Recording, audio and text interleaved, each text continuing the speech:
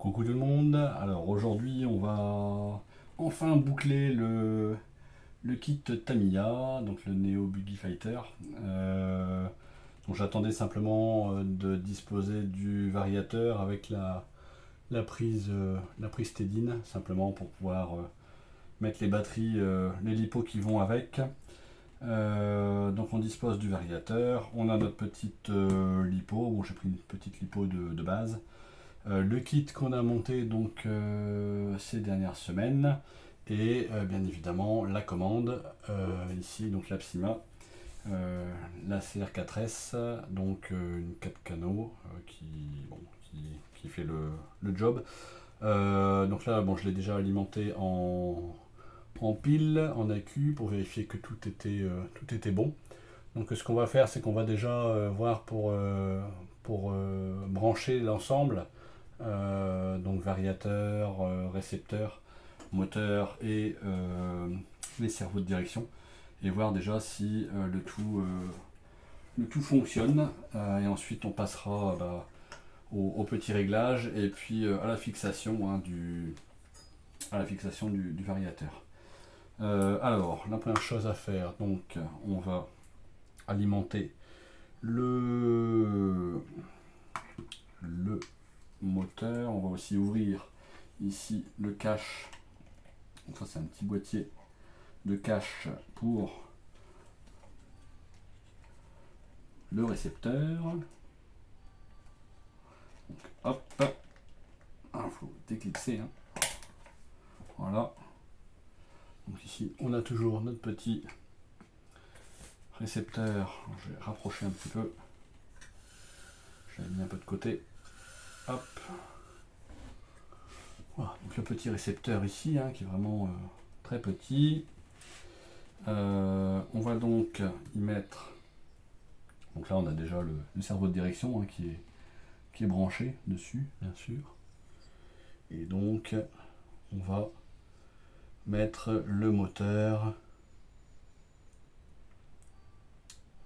Donc avec ici la mise en place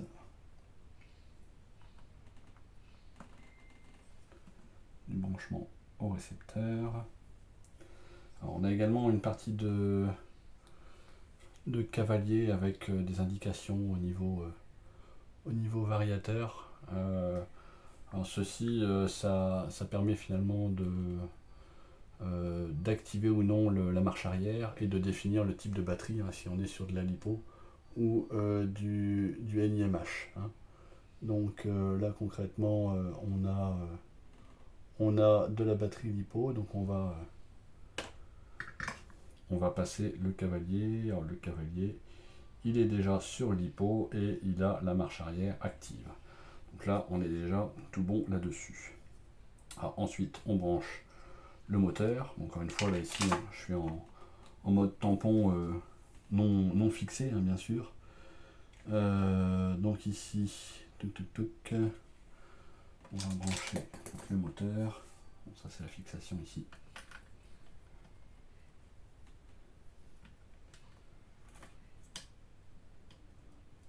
Pour l'aileron,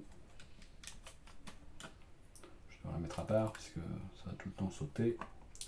Alors ici, hop.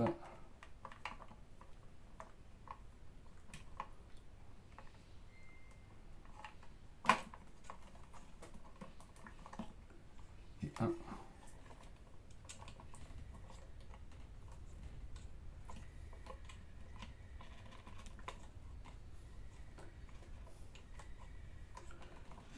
Et deux. Hop. Voilà. Ça c'est bon.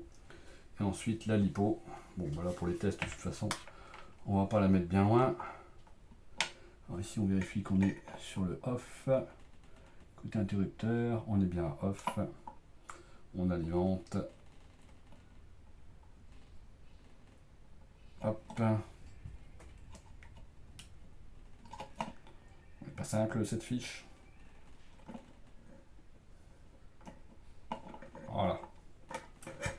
Ok. Alors ce qu'on va faire, c'est qu'on va également allumer ici la commande. Donc la commande, hop, avec son petit interrupteur ici, hein, et les réglages par au-dessus.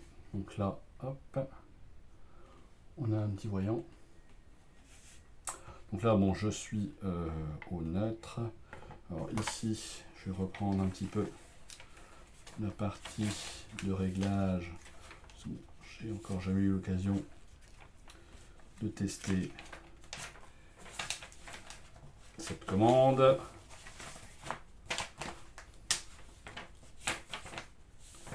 On va même le faire si c'est dispo en français. Voilà. French, très bien.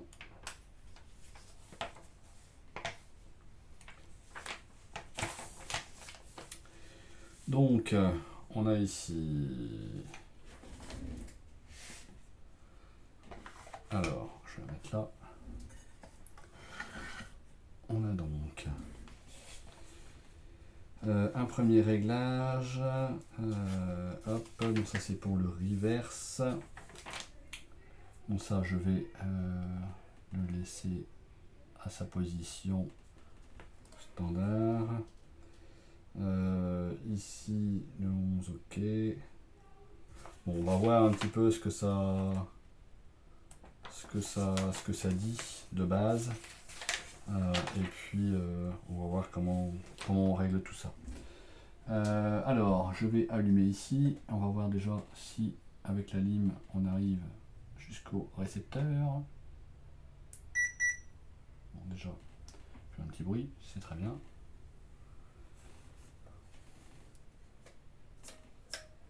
Alors, je n'ai aucune action sur la direction. Et aucune action sur le moteur.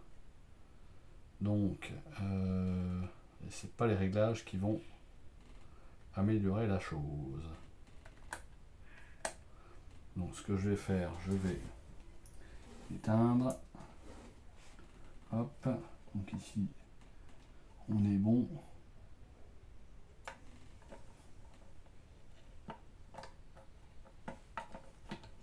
Alors, je vais regarder par rapport à ce connecteur, pourtant on est dans le bon sens. Donc hop.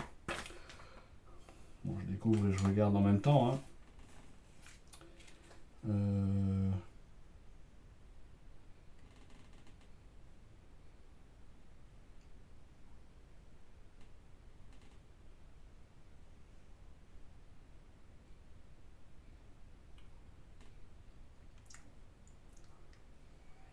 Ok, donc là on a bien mis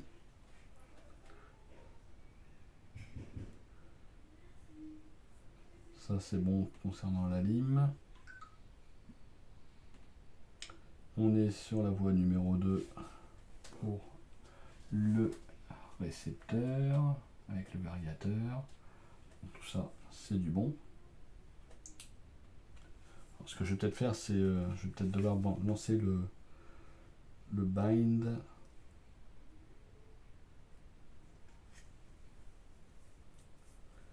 Donc, alors ici,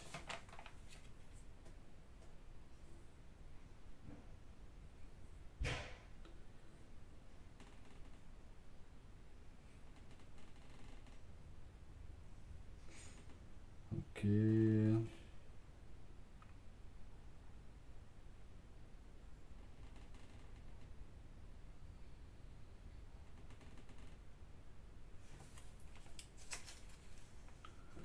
Donc, si je rallume,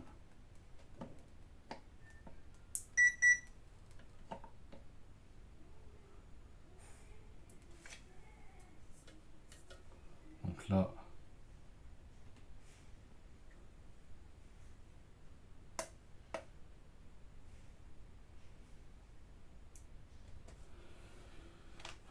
hop,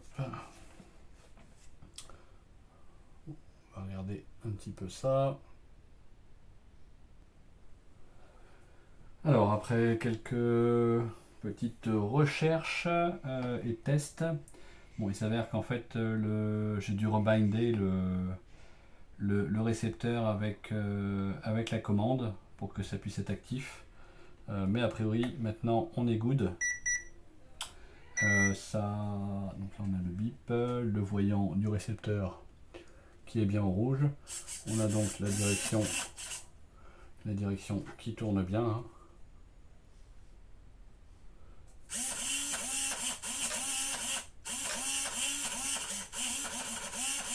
Par contre, ça fait du bruit. Et le moteur, donc, qui semble bien fonctionner. En marche avant et en marche arrière.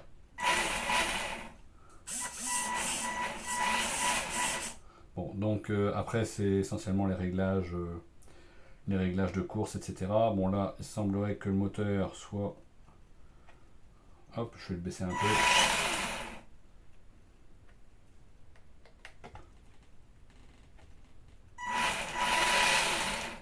Bon là, je l'ai mis aux alentours de 20%.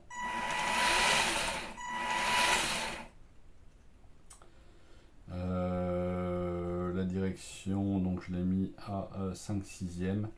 On va vérifier hein, si je réduis. Effectivement,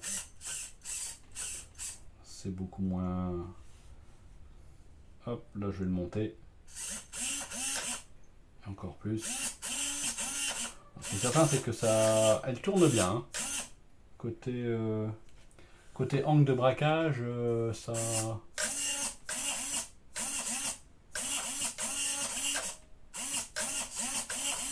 Ça donne pas mal. Bon, j'ai pas vraiment de blocage ici.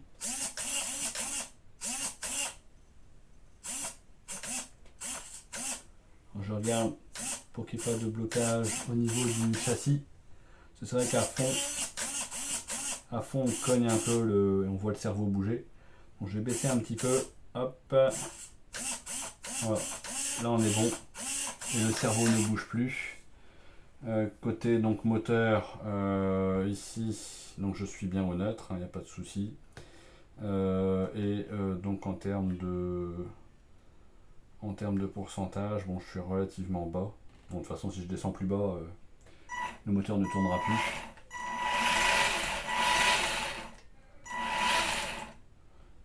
Voilà. Bon, bah, ce qu'on va faire, c'est qu'on va fixer tout ça et puis refaire un test une fois fixé. Hein. Hop. Alors, la commande, on va la mettre de côté. On va donc débrancher la lipo. Le moteur, on peut le laisser, je pense, dessus. Je vais mettre donc un double face ici. Hein. De toute façon, on n'a pas trop le choix pour l'emplacement de la fixation du vario. Bon, ça sera ici. On aura ce petit fil là, donc qui lui va être, je pense, intégré à l'intérieur du boîtier avec ce cache là. De toute façon, on ne peut pas vraiment le mettre dans l'autre sens puisque la partie câble pour moteur ne serait pas assez longue. Enfin, je ne crois pas. Je vais essayer. Mais en plus, on aurait, je pense, un problème avec la fixation de l'interrupteur. Si on met ça à l'intérieur, je risque d'être bloqué. Hop. Ça pourrait aller. Ici, il faudrait que je passe ça par l'autre côté.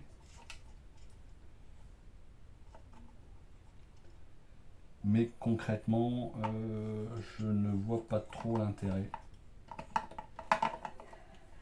À part tendre un peu les fils ici. Mais bon, ça, je peux toujours les fixer.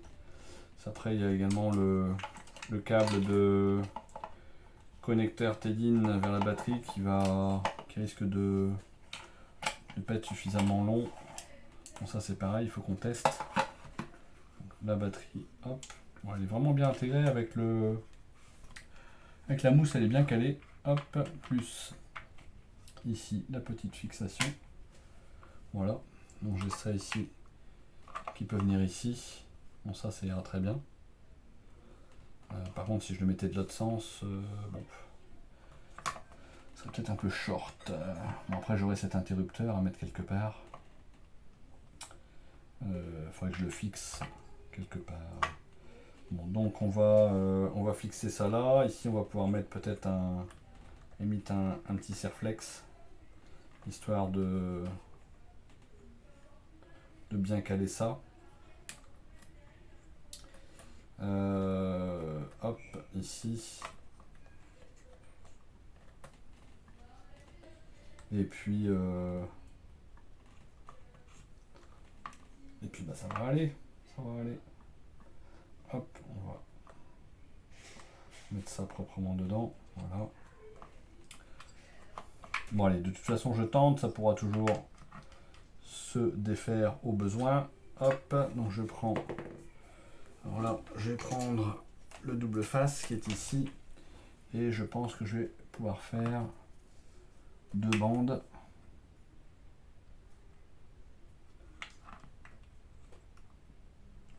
Bon, c'est pas tout à fait 2 bandes de large, mais bon, de toute façon, ici j'ai une largeur qui est restreinte.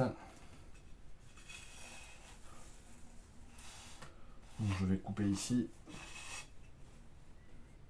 avec mon petit scalpel.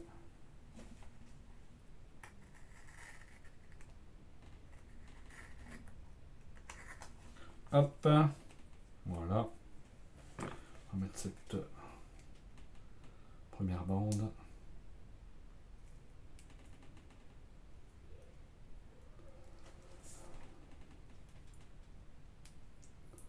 Voilà.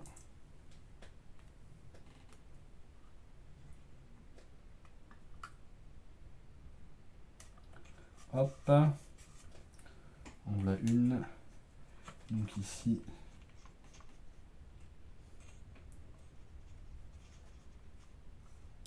si j'en mets une deuxième, il faudra que je la coupe en largeur, parce qu'elle est, ça va être légèrement trop large. On va éviter de faire chevaucher le double face.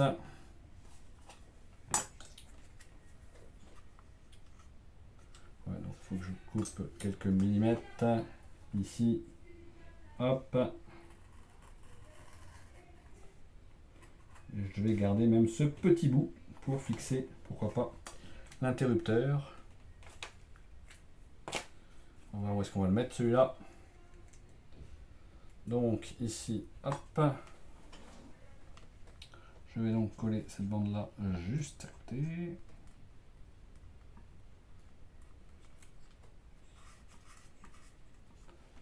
Voilà, donc là on a un beau petit rectangle de collage. On va dire la face supérieure.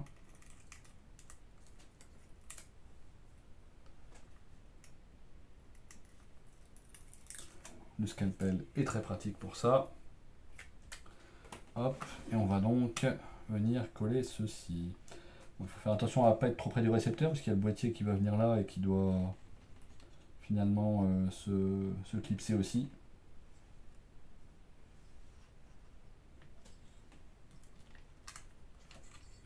Et on va le centrer. Je vais regarder avec ce boîtier là.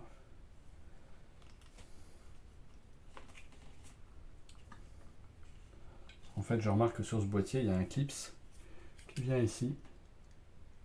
Et donc qui va être près du variateur. Il ne faudrait pas que le variateur soit bloqué. Il bloque en tout cas ce boîtier. Sinon, ça va être très gênant. Donc là, on va essayer de passer ça là-dedans. De passer les fils. Voir un petit peu comment ça se comporte. Limite, refixer ça.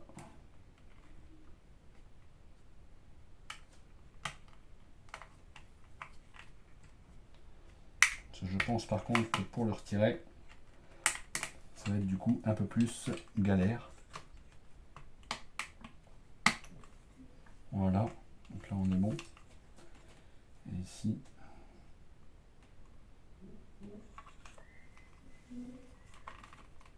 voilà, centré. Donc là, ça tient.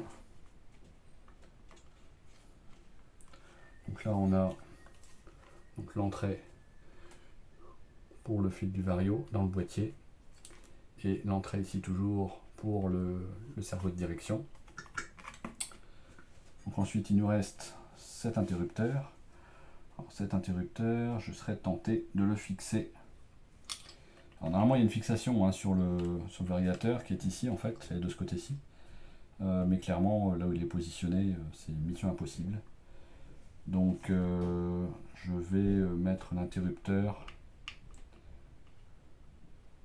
Je vais le fixer ici, ça me paraît pas mal. Ça me paraît pas mal. Bon, de toute façon le fil est très court. Hein.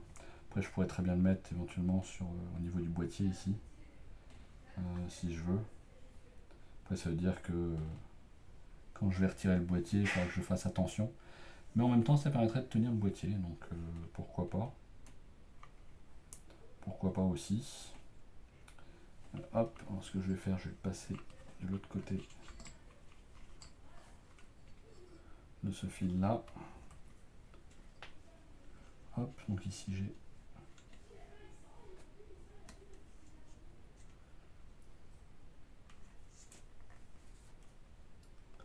voilà, j'ai ça ici. Donc mon idée, ça serait de le mettre ici. Alors ça, je vais regarder ce que j'avais comme petite vis. Sinon ça sera le double face qui peut très bien faire l'affaire, je pense, par rapport à cette partie-là. Alors, regardons. Ce sont des petites vis. Ici, hop. Donc, ici. Les petites vis, elles sont... Alors, c'est là-dedans. Il y avait ça ici.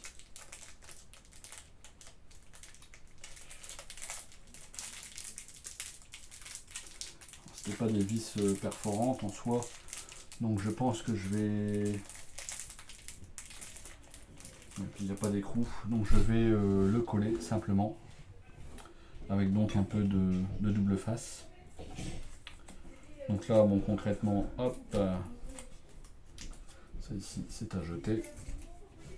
Il me reste donc ce petit bout là, et avec ça je vais pouvoir mettre ça en place. Donc, on va couper ça, hop, toujours pareil au scalpel.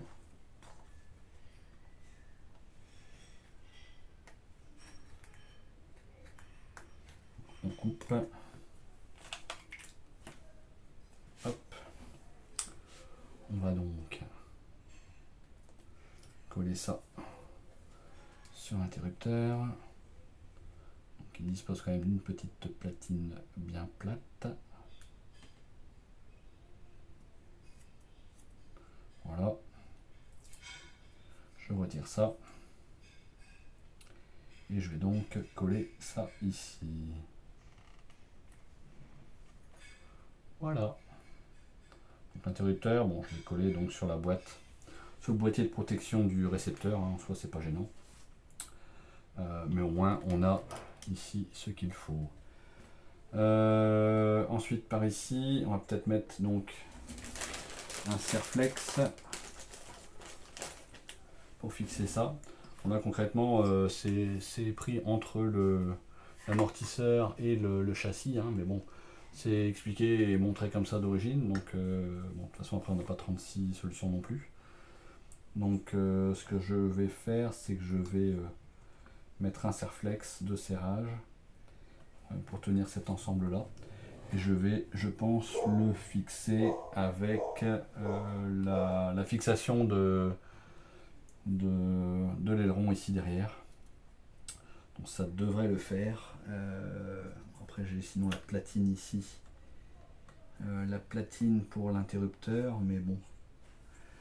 Moi j'aurais pu le passer par là. Non, ça aurait été trop exigu. Je vais essayer. Hein. Hop. On va faire ça. Et on essaye de monter ça ici, hop, voilà. Donc là,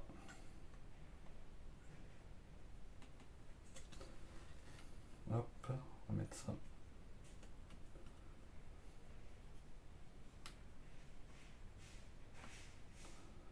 Donc là, bon, c'est pour dire de ne pas laisser ça libre là, hein, concrètement. Donc hop, on va mettre ça là. Donc fixer ça.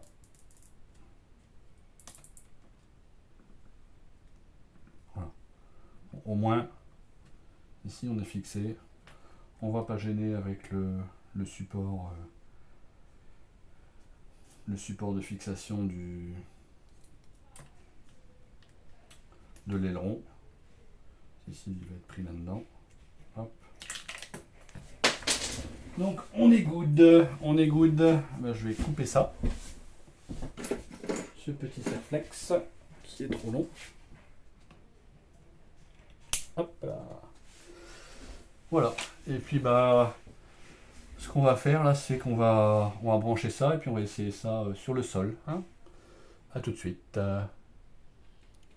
Voilà, donc test sur sol. Bon, ça tourne.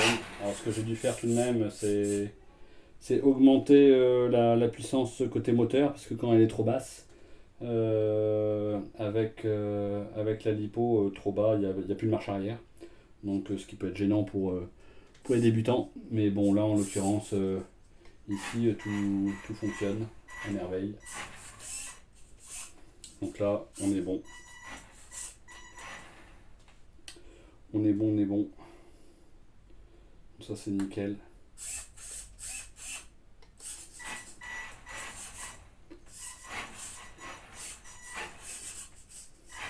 On va essayer ça un petit peu sur une plus grande un plus grand terrain de jeu. Hein. Et me revoici sur un plus grand terrain.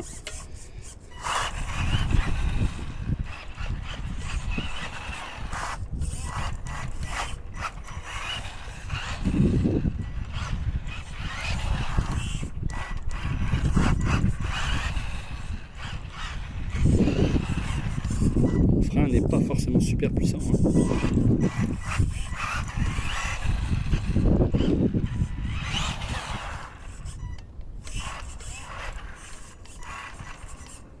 Mais en tout cas, ça tourne bien, ça avance. Je vais monter un petit peu pour voir. On voit la différence. Hein.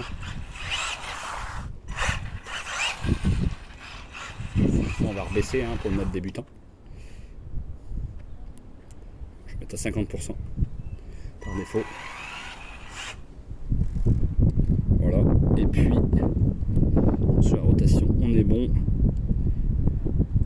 Ici, on est bon aussi. Bon bah voilà. Et bah, c'est maintenant définitivement terminé pour le montage de ce kit et le test. Maintenant, place à l'utilisation auprès des débutants pour le centre aéré d'Erquinghem pour le RC Park. A bientôt, merci de m'avoir suivi. Salut, ciao ciao.